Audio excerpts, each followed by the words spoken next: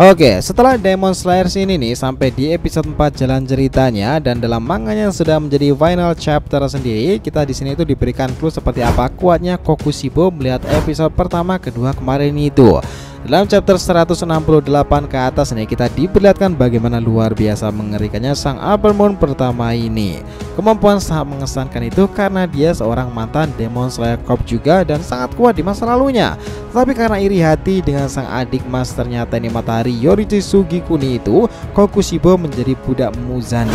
Nah kini para Demon Slayer itu dibuat tak berkutik karenanya, kecuali satu Hashira satu ini yang membuat Kokushibo itu begitu terkesan, Himejima Gyome. Di pertempuran selanjutnya dia akan dibantu dengan pilar terkuat nomor 2 Sanemi Shinazugawa.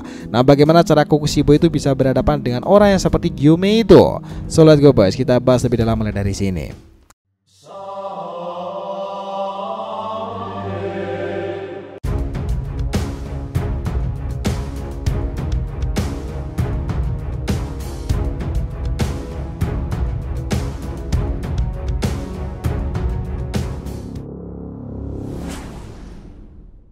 Yo nakama di RTV Mediatif, welcome back again.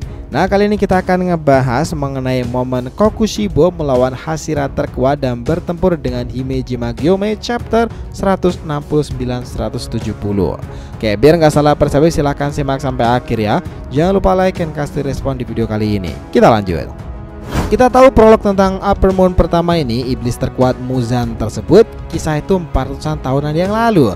Ada seorang kakak kandung dari masternya Demon Slayer legendaris. Dia adalah Michikatsu Sugikuni, saudara laki-laki Yorichi Sugikuni.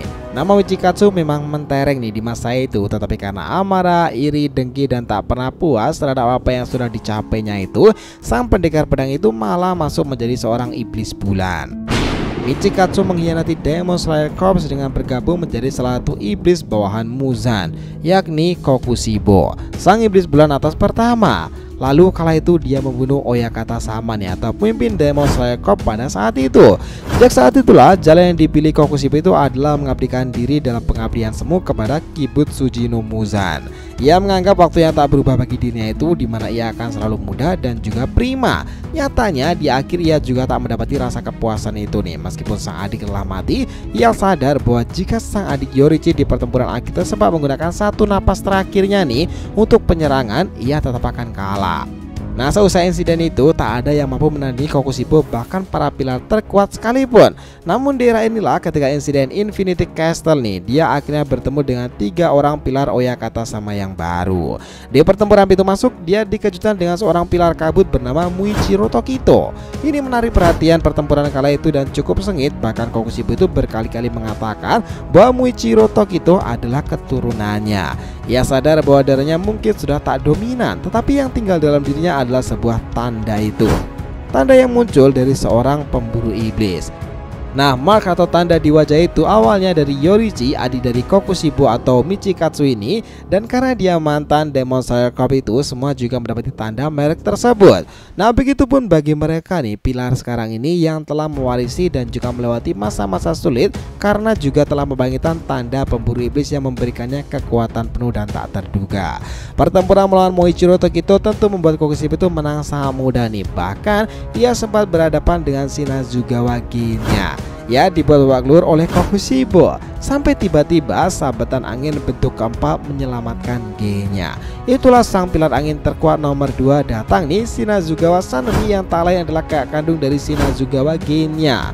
Pertempuran dengan Sanemi memang berjalan sangat sengit nih. Sang pilar angin itu berkali-kali mengeluarkan bentuk pertama sampai keempat. Dalam pertempuran itu Sanemi itu menganalisa sangat wajar bahwa Tokito itu bisa kalah karena si iblis sialan itu serangannya sangat aneh, dan lebih aneh lagi dia menggunakan teknik pernapasan. Nah begitulah yang dikatakan oleh Sanemi. Pertempuran yang sembang itu memicu adrenalin Kokushibo nih, hingga Kokushibo itu mengeluarkan teknik 6 pernapasan bulan dan membuat Sanemi itu babak belur dan sekarat karenanya. Lalu apakah Sanemi mati? Nah enggak teman-teman, dia itu malah mengejutkan Kokushibo nih karena efek darah langkanya itu. Jadi Sanemi di sini itu punya keistimewaan bagi para iblis yang meminum atau karena terkena serangan darahnya itu akan melemah kekuatannya. Dan itulah yang membuat istimewa dan terus hidup hingga kini dan selamat dalam pertempuran-pertempuran besar. Bahkan Kokushibo itu begitu terkesan dengan Sanemi Shinazugawa. Sampai pada akhirnya Kokushibo itu mengeluarkan nafas ketika bulan kematian nih. Namun tiba-tiba asap dengan rantai besar itu mengelilingi Sanemi dan terdengarlah suara keras. Kami para pemburu iblis akan selalu ada di sini sampai dengan iblis terakhir dimusnahkan dari dunia ini. Pria terkuat dari pemburu iblis itu sudah tiba. Dialah yang pertama nih, Himejima no Gyome, sang pengguna pernapasan batu. Kedatangannya di chapter 169 itu bahkan membuat Shinazugawa Sanemi yang nyentrik itu nurut nih dengan perintahnya ketika disuruh untuk meredakan luka di perutnya itu. Dari sanalah chapter 169 Kokushibo itu mendapati lawan yang sepadan, fisik yang menakjubkan dan tubuhnya telah terlatih sampai batasan maksimal. 300 tahun lamanya nih Kokushibo itu tak menghadapi pendekar pedang sekuat itu, namun sekarang Gyome sudah di hadapannya. Dan serangan dari pernapasan batu sekarang dimulai nih. Serangan rantai dengan bola seperti bulatan berduri itu dan kombinasi kapak sangat-sangat merepotkan Kokushibo. Tak berhenti sampai di situ nih. Teknik-teknik napas tanah, jurus kedua penghancur permukaan itu sempat dilancarkan oleh Gyome, dimana kemampuan yang terampil menggunakan senjata tersebut bahkan sempat mencekik leher Kokushibo nih. Otot yang keras dan juga terlatih mampu membuat Gyome itu mengayunkan senjata seolah-olah itu bagian dari tubuhnya sendiri. Keringanan, kecepatan semua sulit untuk dipercayai nih, hingga momen membuat pedang Kokushibo itu patah karena rantai dari Gyome. Dan dia lalih di chapter itu Battle Sing itu mempertemukan napas bulan jurus kedua versus napas keempat napas tanah antara Kokushibo versus Gyome. Nah ini membuat keduanya itu merinding nih karena kekuatannya masing-masing. Tapi karena Gyome masih manusia, dia terkena serangan dari Kokushibo. Hingga di pertempuran panjang ini Kokushibo itu benar-benar membuat Gyome itu marah nih karena perihal tanda pemburu iblis. Dia mengatakan akan bersumpah melenyapkan Kokushibo dan dimulai pertarungan Battle Sengit lagi. Hingga kita melihat Sanemi yang sudah memperban luka di tubuhnya itu tiba-tiba langsung membantu dan memberikan sambutan serangan pada Kokushibo. Pertempuran itu memang berjalan sangatlah alot pada akhirnya. Bahkan Upper Moon One itu benar-benar kalut nih karena serangan keduanya. Dia bahkan bilang seperti ini, mereka ini mampu menyelaraskan serangan mereka walaupun mereka pengguna jurus yang berbeda, ditambah lagi dengan kecepatan seperti ini.